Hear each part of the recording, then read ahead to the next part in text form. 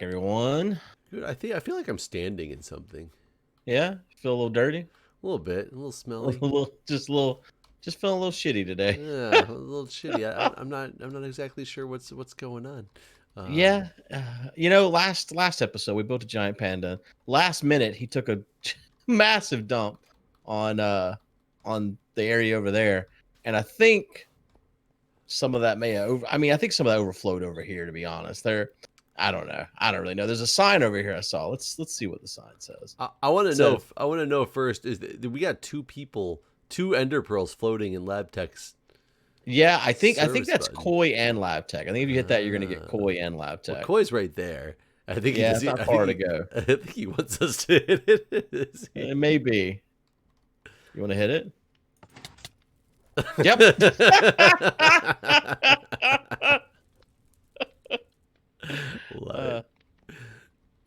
Love it. Lab Tech's probably like, what the hell? I tried to type. We got a shitty situation. It won't let me do it. We've been shot on. I was like, don't press it. Wait, Koi was like, don't press it. Did he say that? I don't know how it works. I don't know how it works. Just basically. Do you just throw one down here? Oh, Jesus Christ. Yeah, that's not how it works. That's definitely not how it works. So this is a scaffolding, and apparently that is how it works. I don't know how would you get two in there without collecting the. Oh, I guess you won't collect it. Yeah, you won't collect them because it's a thrown item. Okay, that's not how it works.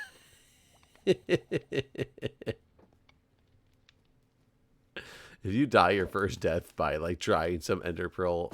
Okay, I've done it. Do you want to try it? Sure.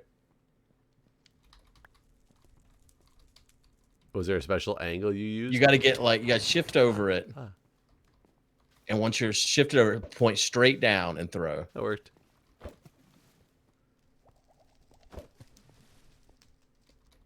And now we run away and we all get launched back. I think they're all there now. I think. What is the death message when you die if you ender pearl too much? Kinetic, I think. Kinetic energy. Does it attribute it to somebody? I don't think so. No. Because you could like go battle somebody and take them down and have a sign to be like, you type in chat, they're down to less than 2 hearts. You're like, hit it, and I hit the button. Lab Tech dies. This is one in PV. Okay. That is crazy. Koi messed up. That is really wild. It's wild that it doesn't despawn. That's just crazy to me. Yeah, that is weird. But anyways, back to the poop. So we're back over here. All right, so seems where the you have a plumbing issue. Yeah, where are you reading this at? It's right here. Oh shit. Right here. Yeah. Oh shit. Oh shit. Seems you have a plumbing issue. That's what happens when overcrowding. Should have a better toilet system. That scared the crap out of me. All right. Well, I guess we should have had a better toilet system. I don't know. I'm gonna clean it up. I'm gonna clean this shit up. I'm just trying to figure out if this is from the toilet. How did it get up here? Yeah, I'm a bit confused. I'm also a bit confused. I don't understand. Yeah, I don't understand how we got poo everywhere. I mean, I feel like it came from the giant panda over there. But that would mean they would need a better toilet system, right? Are they over there? Are they slingshotting it back at us? It doesn't pay to throw shit. Everyone gets messy. I mean, that's true, but it seems like that might be what they've done. There's so many pandas in here now. I feel like there's more than there were before. Well, we got to keep building up that army. I think so. We should tell people that Jeff and I are going to start doing only one night a week on the server. We're gonna check out Spelunky. Spelunky 2 to be exact. It's got multiplayer. I've never played it. Jeff's a fanatic. And so we're going to check it out together. Yeah, Guude's never played it before. I've played the hell out of the original Spelunky, but I've not played that much Spelunky 2 yet. I'm looking forward to it. I've watched Pack Rat play it some, not a ton, just watching some of his daily challenges and stuff. So I'd like to get into it. And honestly, this is probably the best way for me because you've played so much of it that I think it would be better to jump into it with someone who knows the game. I know you're making it sound like it's like this super difficult game, but I've never heard people talk of it this way. Well, so it's not, but I've also never played it multiplayer. Because they, on the Spelunky 1, was only multiplayer for...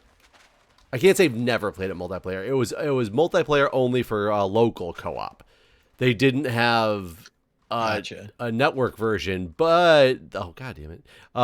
They did come out with it. I think it was a version of Frozlunky, which is one of the Spelunky-like editors that you can do. Let you do some multiplayer, and then there's some new... Really, it's not new anymore. Is it Parsec? It's something that's supposed to let you kind of play anything that's supposed to be a local co-op with online multiplayer with very little lag. Because that was the problem with Frozlunky, is it kind of manipulated it into making you think it was the same connection. Mm-hmm. But it wasn't really. But it wasn't. So you'd sometimes get a lot of lag issues with it. Sometimes it'd play fine, but it wasn't smooth by any means. So I'm curious to see how smooth the built-in... Hopefully it's good. I did using the Steam. Steam's got this built-in thing now where you can play multiplayer games across the network when the game doesn't technically have it built in. That's interesting. I've seen it come up on a couple games, but I've never. I don't remember what it's called before. now. It's just Steam Play, maybe. I don't remember what it's called. But me and Co played a game called Struggle or Struggling, something like that, and it was hit or miss. Sometimes it was great, and then sometimes we'd be out of sync and stuff, and like it'd be hard to connect. So it was an experience, honestly. Wow, this is all done. We cleaned it up. That was easy.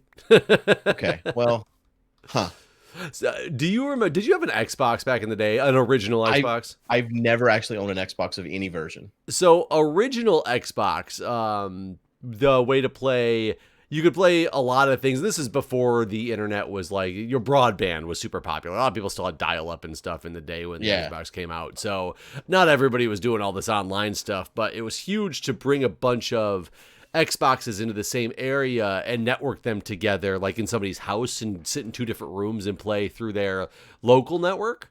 To play on different TVs and stuff. It wasn't as big to play online. And then... So like a LAN party, but with Xboxes, basically? Yeah, basically a LAN party with Xboxes. But then they came out with this, this group came out with something called Xlink Kia, and it was basically an internet tunnel that made you'd go on and just find other it'd be like, there's 0 of 4 Xboxes in this party or whatever, and you could just go jump in and wait. And when it got up to like 4 Xboxes, you could theoretically play with 16 people on some of the games. You could do 4 people per Xbox, and it would mimic a tunnel as if you were a local LAN. We're talking back in 2001 time frame. So this is like when I was just like, oh my god, this stuff is amazing. So we used to play all the time on these like random LAN servers, and it was so funny. It was because it was one of the first times I used to play Halo constantly with friends, and I was getting pretty good at the versus mode, though my friend was always way better than I was, but I was getting better, and I thought I was there, but I thought he was just like a god. And we get on this thing for the first time, and we're like, oh my god, I can't believe it works. And granted, ignoring all like the lag issues and all, we basically stopped playing because we realized we were nobodies. Like we would just get killed instantly, and we're talking on the best connections that we could get without like lag was not the problem. Like we were just not nearly as good as we thought we ever were. That's hilarious. Think you're like gods, and then you get into... Oh my god! I didn't think I was a god, but I thought I was pretty decent. And you thought he was, and amazing. I thought he was like the god at that game. And it's just like now you go back and you look at like speedrunners, and granted they've had years of practice. It was a different time. They weren't just playing on their NES in the childhood, but there was probably people who were playing those 5-6 minute runs. Even though the speed world record for Mario now is like 4 minutes and something, but like there were probably people who was regularly playing like 6-7 minutes maybe back in the day on the NES, and I was sitting there, playing through it in like an hour and being like all excited. Right. Yeah, no, it's I didn't know speedruns were a thing until I got, basically just a few years ago, even like it's just not a thing that was ever on my radar. And so whenever I experienced that for the first time and think back at like, Jesus, the hours I spent on these games, and I could have beat them in minutes, really. Like, Yeah. I mean, like Seth with the stupid, Mario stuff, the Super Mario World, his is sub minute, 50 some seconds. Yep. That's insane, right? So, yeah. So I like and don't like speedruns. I keep an eye on a lot of like speedrun records that are out there for certain games, just because I find it fascinating that they keep like lowering the time more and more and more. Not that I've ever played and tried to speedrun. The stuff that Seth does and the community that like Seth works with and things like that, I find so fascinating because they're purposely trying to make not just I'm beating this game faster than intended. They're like, we're breaking the game with glitches to do something that's never supposed to really happen. And I find that fascinating on a different level. Like, I'm still like a back and forth on if I think that that's like an appropriate way to play the game, but the concept that you can actually find, I want to know how people go through the source code and find this stuff and understand this stuff. Like, I was a computer engineer. I coded things in machine language. Like, I've done that before for school. I understand the concept of doing it. I could not just go look at like registers and be like, oh yeah, we could manipulate these and send it over here, and this will warp us to the credits here if we utilize this value. I mean, and you look at what Seth's done. He's taken it even further. Remember whenever he fucking programmed Flappy Bird into Super Mario? Yes, I remember that. I mean, like that's a step way beyond let's glitch the game out and do this thing. He literally used the available code to write a new program in Super Mario World. Like, just go away at that point. Like, it's just ridiculous. Well, but the interesting thing with that one is Seth was the face behind that. Somebody else condensed the code, what he had to do to fit in the buffer space that was there. And I don't know if Seth is the one who came up with the method for code injection or not, or if it was somebody else who did. But either way, once he was writing code into there, I can get that a little bit more, because literally at that point, you've gotten your buffer to a place where it's putting your different positions and the different buttons you hit are writing things to different areas of memory. Right? Then it's just a sequence. Walk to this place, hit this button. It's really just putting in an instruction.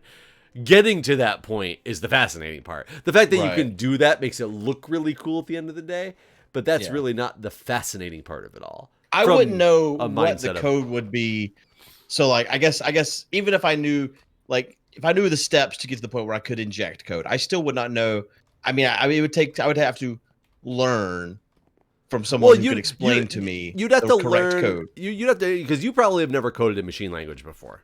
I have not. So I had to do it for a school and a couple processors. And I remember one, it was really annoying because, there's certain things called registers and register pointers, or stack and stack pointers. I can't remember exactly which one they're called. It's been many, many years since I've done it before. And there's references to the stack in different places. And I had two classes at the same time in my undergraduate that were on these two chips that were in the same family, but they were a couple series apart. And it was really annoying because one of the chips, when you put something into the register, a register value, it incremented the register pointer, so it was pointing to the next place after it put in that instruction that you told it to do. The other chip incremented the register value first and then wrote the instruction. So literally having to know how to manipulate code, which is what you had to do in this class to learn how machine language worked, you had to know what chip you're working on and how the instruction set worked on that particular chip to know how you can mess with the registers in there in the right way. Which is what I'm sure these people do on these specific games, because they know how the registers work in those particular games that they're working with. So it's literally like, you know how to write in C? Well, what is your programming language of code? Well, yeah, I mean, Fortran? C was the one I spent the most time in school learning. What'd you write all that MindCrack stuff in for the flying guy when people could join us on the... I didn't write that, actually. That was Joe Hills. I hired Joe Hills to make all that stuff. So yeah, that was not programmed by me. That was just my idea, and I paid Joe to do it. Oh, I thought you actually wrote that. No, I don't know. I don't know what that was written in. Back when I was a system administrator, most of my stuff was written in like Perl, honestly, because it was something that would work web-based and would work like system-based. But same concept as that. It's knowing the instructions, but they're if you're actually writing in machine language is different than assembly language as well. So assembly is probably what most people are looking at with like LDA is going to be like load from register A or whatever it is. INC is that INCA is that increment A, like whatever's in your A register. I'm trying to remember all the things and jump commands, and that's how you do loops is you jump to different areas of the registers, and that's using assembly language. Writing an actual machine God, I don't remember, is it machine language or assembly language now? One of them is just literally like 0A, F1, C6. It's like all of that because it means something, because your assembly language gets converted to machine language. So either way, it's learning a programming language is all it is. It's just learning how to do it in a different way. That you do a lot of things in Perl or Perl or C or whatever, like you write a loop and in the background, it converts it to a machine language at the end of the day that does all this stuff for you. You just have to do a lot more steps in your writing when you're doing machine and assembly language to make it work right, because you don't have a front end compiler that's making things work pretty for you. Makes sense. Yeah, that makes sense. So I think you could do it, but you would have to super sit there and study those particular games and things like that. And I don't have the patience to like most of the languages I know, I did not learn from anyone. I just learned from a book. But once you understand the concepts, you can pick up other languages, basically. I kind of want to go to the Patronville and see this Ender Pearl network they got going on there. Let's do it. Because we're really just sitting here. We got nothing to do. Honestly, we need to figure out what we need a job. Yeah. Other way through the portal that way, I think. Nope, wait. There's some way. End portal? Huh? Is it toward the end portal? Lab tech's going. Oh, down this way. Remember, there's the boats. Okay. There's not that many boats, though. Wait, I'll just get in one with you. Okay. Oh, wait. I'll make sure I get there. I'll get in with lab tech. Okay. But yeah, it's I mean, I had to learn, and it's not the same. I don't even remember what it was written in anymore. There's a couple different things I had to mess with. But remember, I proposed to my wife by hacking. That was cool. By hacking Jackbox back before you could actually. Now you can actually program in your own stuff, like they made it part of the game. But I did it back before it was allowed. Like I hacked the fucking game to do that, and I had to learn a lot about the way Jackbox was compiled, what they used, how it went and looked for things. And then when I finally found files that actually had human readable code in them, I had to figure out what each line of it meant to know how it was going to get implemented. And then what I did. How long did that take? Fucking hours and hours and hours. I did a stream on it one night while I was when I was making. Did you know sure when you started what you were wanting to do was possible? No, I had no idea if what I wanted to do was possible, and I kept failing. There was a program I had to use, like B2A. There's apparently a special header that's on the beginning of the file. So even when I figured out how to how the file was supposed to be, if it was in its hacked version, it still wouldn't play. The game would just lock up. I randomly came across a forum where somebody talked about this program that inserts these headers so that things can compile right, and I'd never heard of before. It's called like B2ASM or something like that. LabTech went this way, and turning out by using that in some like with certain parameters, it made B2. That sounds like something you do like in bed. I'll find out what the program is called in a minute. But then what I did was I used VBA code. Are we still just going straight? Because that's all I did. Yeah, it's straight all the way to PV, basically. Once you get into an open room, and the portal will be on your left. I made it in Excel so I could write all the questions I ever wanted to have in a game, and questions and answers and all the different quips and stuff that get said. Wait, I'm in the main part of Patronville. Where'd you say to go from here? Did you go out the portal? I was actually in. Okay. And then I made it so you put everything in Excel, and then I had the VB script on the back end, manipulated all the stuff in the Excel file to put it in a file format that it was needed in the right order, and then it actually like called and ran this other program to compile everything for me. So I made it a VBA script that was a one-click button at the end of the day that I could compile as many games or questions as I wanted to. Okay, and then how did you call up the one for the "Will you marry me"? I forced it to be final fibbage because in that particular game, I only put. There's like a flag that something could or could not be a final fibbage question. And that was random. It just picked from them. So I just made it so it was, oh my God, there's so many. I just made it so it was the only one in the list of game file. I deleted everything else out of the game file. So, and I wanted to do that because I wanted to know exactly what questions were coming across to know it worked. Because sometimes it wouldn't run.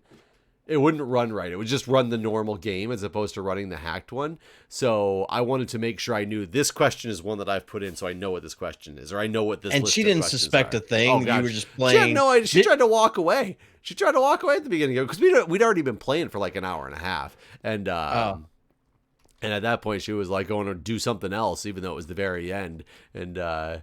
She was just bored of playing Jackbox? Yeah, she wanted to keep playing Jackbox, but she didn't feel like she needed to keep sitting in the room to play Jackbox. She was just like, I have to go to the bathroom. I can answer from my phone in the bathroom. Like, oh no!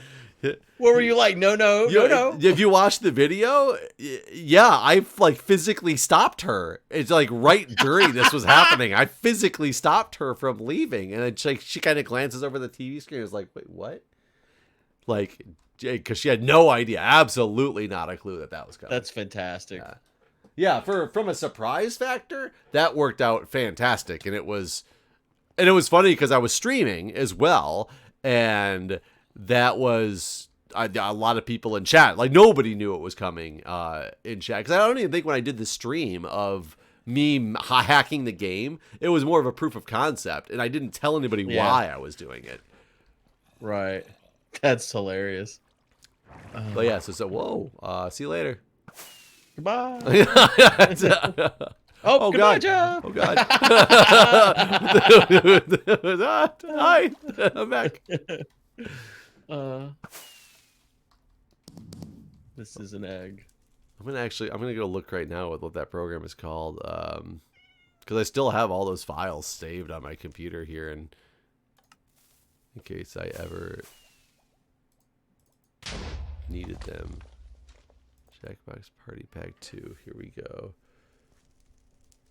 Games Adobe. Oh no, this was just an original. Oh, I wonder if I don't have the hacked files anymore. And I just surely you do. That's something you got to keep forever, right? I would think.